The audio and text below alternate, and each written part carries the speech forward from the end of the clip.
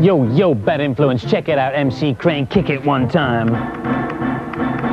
I'm sorry, we will have some proper music on the programme this week from Brooklyn. A bad influence. A bad influence. I'll be finding out how to turn one bad influence presenter into another.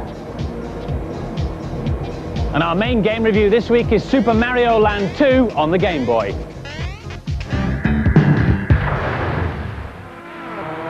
Violet! Yeah? Violet, you're on! You what? Oops, getting a bit carried away here with this, the new Nigel Mansell Freewheel. You plug it into your driving sim instead of a joystick, and it's just attached by a thin wire. This game I'm playing, Nigel Mansell's World Championship, actually recommends using the freewheel for extra realism. When I steer with it, the hands on the steering wheel on screen move in exactly the same way as me, and I use these two buttons to slow up and speed up. As well as that, you can choose to do manual gears, and you change the gears then by sort of flicking the wheel backwards and forwards, which is really difficult to do and steer at the same time. Mind you, if you like driving sims, you'll love this. Oh, and the helmet's optional. Our main game review this week is Super Mario Land 2 on the Game Boy, the biggest and hottest Game Boy title of the year, starring everybody's favourite plumber. But all is not well for our hero. All the creatures in Mario Land have been turned against him by the evil Wario. To the rescue, here comes Alex. I give this game 4 marks. It's a great little adventure. The thing I like about it is the enhanced graphics. It's a lot better than the original one. This is the Mario map. You can choose to go anywhere from here, which means you can go through the game in any order you like. Okay, this is the Hippo bonus level.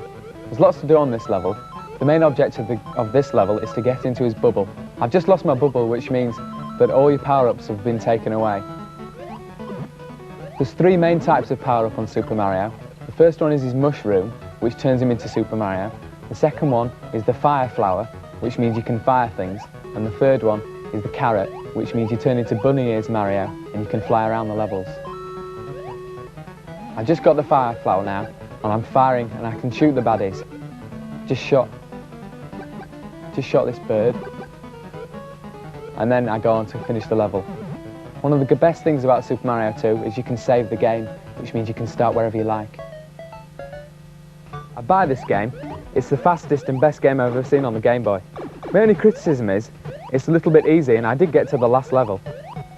This is really fresh and fun. It's a really good game for the Game Boy, and I'd like to see it in colour. It looks good for an LCD screen. It's got some good puzzles, but the scrolling could be smoother. It's just a bit too much like Super Mario Land 1. And so to the final scores for Super Mario Land 2. The boys gave it an excellent 4 out of 5, and the girls liked it too. 4 out of 5 from them. We're getting a lot of letters to the Bad Influence office at the moment, which is great. Thanks, keep coming in. It's nice to hear what you have to say. And we're getting a lot like this one. This is from Jenny Smith, who lives at King Edward Avenue, Hastings and East Sussex. Hi, Jen. She says, Dear Andy and Violet, I'm getting fed up of watching computer shows that don't even mention my computer. And I know you've got an Atari ST. Well, we do have one here in the studio, and if you're an ST owner, look out for some software reviews for you in later programmes. There is a particular application, however, that this computer is well suited to. Music.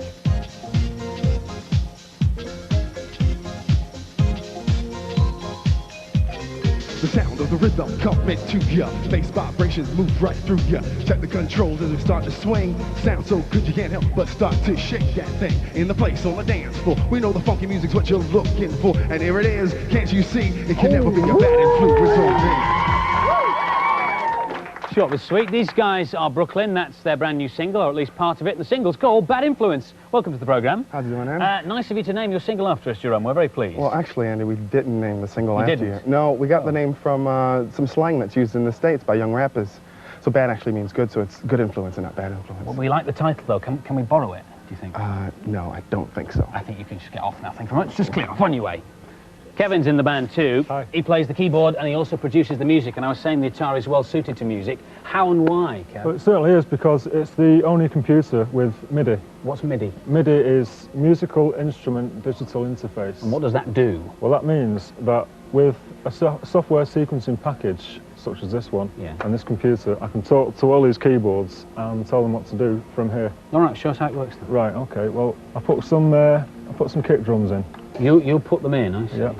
what I can do then is I can take that bar and copy it over as many times as I like. That's 16 bars of There drums is there. 16 bars of bass drums there. It sounds like this. Straight kick. Fair enough, yeah, but it needs a bit of melody to make it a bit more interesting, yeah. doesn't it? So I'll just take that organ off. You put that organ in already. Do you always use the mouse to put the notes into the computer? No, not at all. What I'll do now is record Mark on that keyboard. So you can actually play live in as well. So.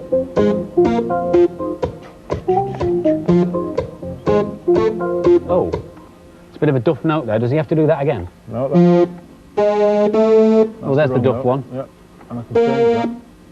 Simple as that. It's incredible, and presumably, in the same way as you reproduce the drum notes, you can reproduce that bar and put it all the way through. Yep. But when it's all finished, what does it sound like? Well, it's getting there. It sounds like this.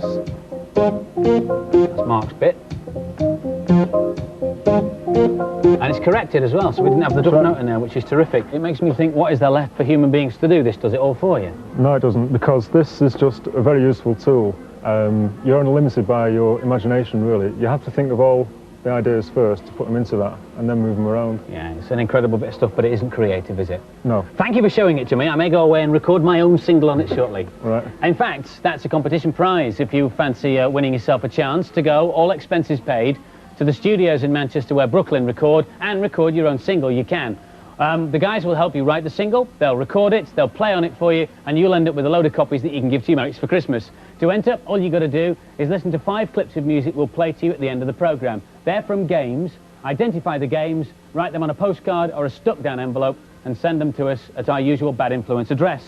There is, in fact, a short version of the single Bad Influence by Brooklyn on the cassette single that comes free with your copy of Bad Influence magazine, which is available now.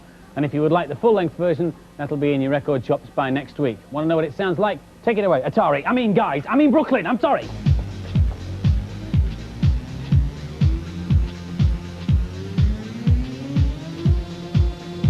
Like I said, here it is, a fresh new dawn, designed in a line to keep you moving on and on to a new dimension, a brand new state where This is a cheat for Premiere, a funky game on the Amiga. This'll give you infinite lives. This is Namru saying it ain't no jives. When the title screen shows on your TV, you gotta type in some words as quick as can be. Now I know all the pokes, peaks and bugs, so in this game type in spark plugs. The screen now flashes and it's a cert. You beat the game and you won't get hurt. Now I've got to go and put me hair in curlers, so on your way, slimy furtlers. Rapper Nam the Man there. There's lots of software around that enables you to play music on your home computer. This one's called Boombox. It lets you put down sounds to make your own dance track. I'll show you. Go into jam mode and play the track again. Then we can change the synths here. Got a new tune there. Change the bass. Change the drums. Got a new track. And you can also play sample sounds in, like this. Boombox is available for the Amiga and PC and costs around 40 quid. Well, I think that's quite enough of that. Here, here. Thanks, Andy. Now for this week's news and previews. No, this isn't Crime Watch, but pay attention, floppy disk users. Last week, police seized over £100,000 worth of pirated discs from a market in Leeds, and 5 men were arrested for alleged offences under the Copyright Act.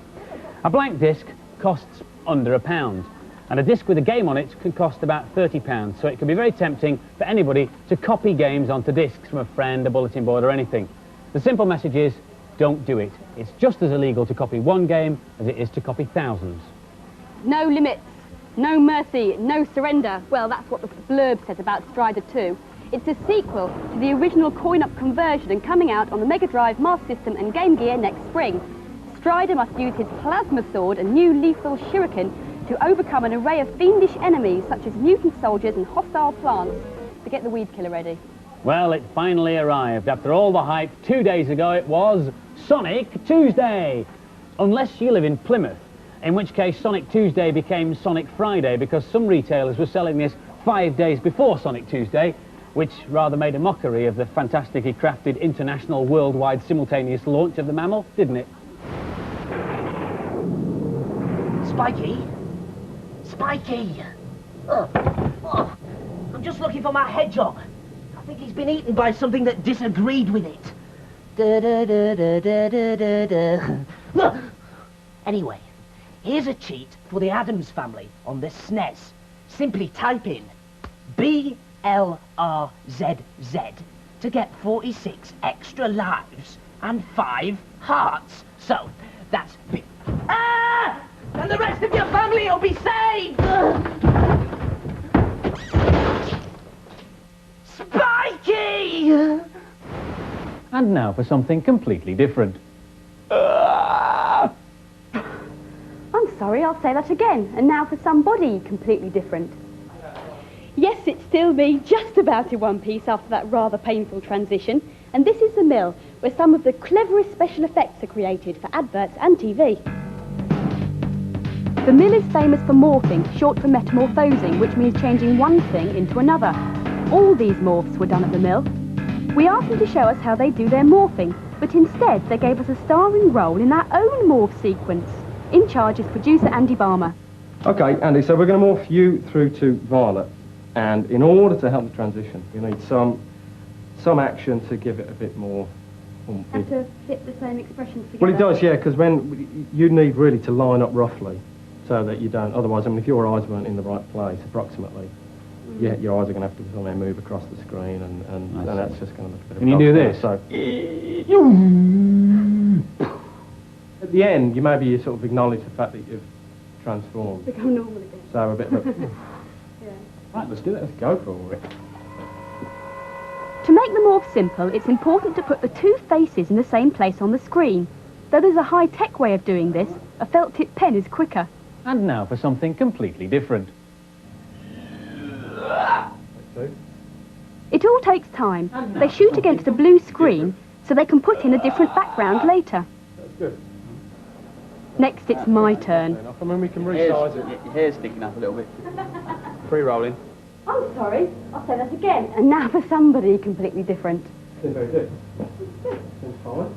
Why do you say she was very good and she's only done 2 and you made me do 5, man? And what is this? There's a deal going down here. Graphic designer Gavin Blair explains what happens next. In order for the machine to morph, you need to break down the pictures into areas. So you do that using this grid, using this mesh. So like there, I've enclosed an area which includes the eyebrow and the eye, and the same points over here to enclose your eyebrow and eye. So the machine's changing one eyebrow now into another one. It's like the face is on rubber, and you're just pulling the mesh, and it's like stretching the face. You have to track everything that moves.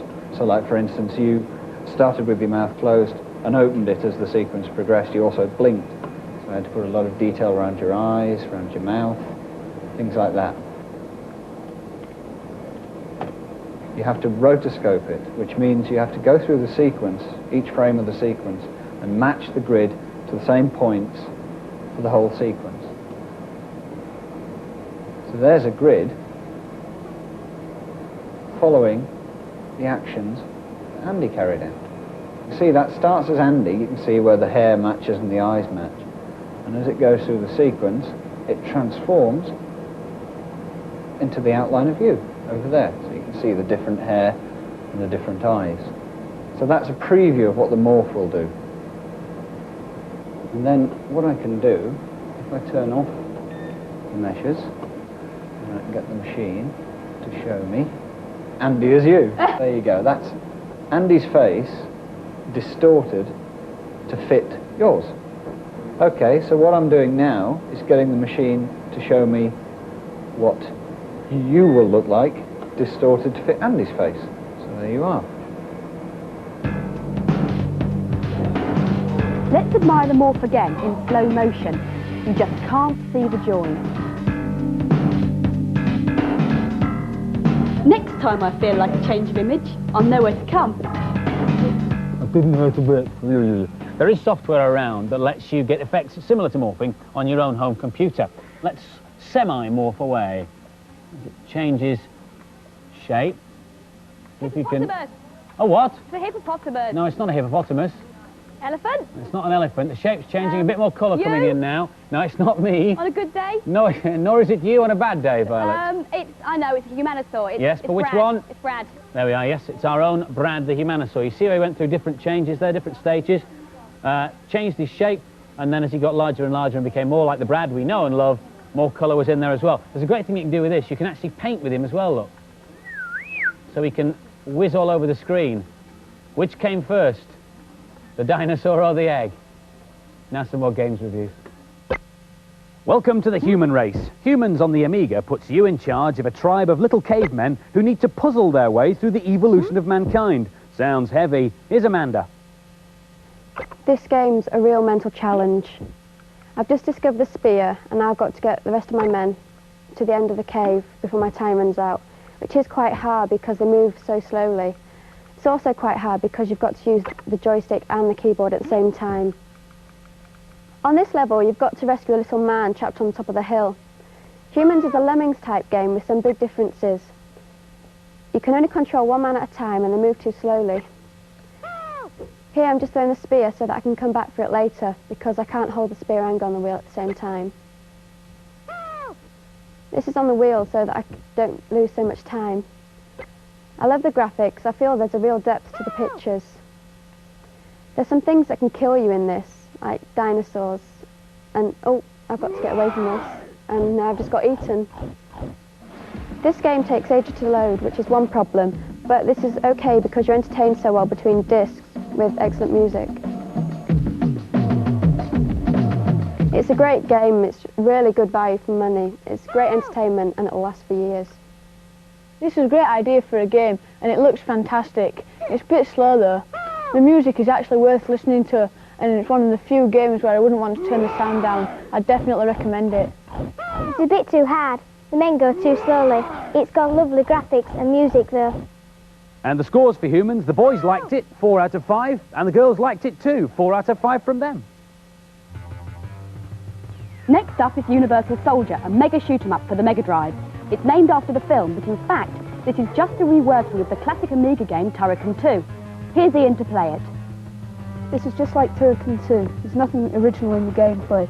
The graphics are excellent, and it's an easy game to play. In this game, there are lots of power-ups and other things you can collect, so you very rarely run out of energy.